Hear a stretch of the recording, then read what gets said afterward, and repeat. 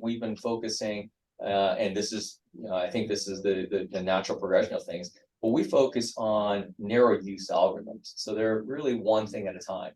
And at some point, I think we may be putting together these algorithms together to have more comprehensive solutions. Or, some people think that it won't even necessarily be putting together of different algorithms, but the creation of more comprehensive algorithms. Almost maybe not a great analogy, but maybe a good analogy is almost like the ChatGPT version, where it can do multiple things all at once.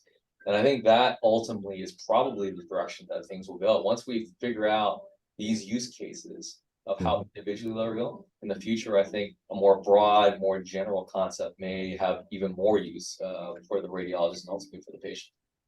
That a lot of these companies are focusing on what I would call radiology side battlefields. So it was the idea, okay, we need to do a little bit natural language processing, a little bit of protocoling, a little bit of workflow optimization with EMR, but there is still some hesitation to attack what I would call the sleeping dragon, which is our radiology core business.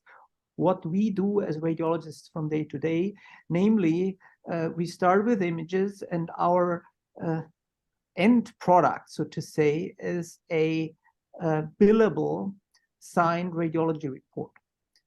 And there needs to be some way how we can get from the images and the textual information from the EMR to this final product.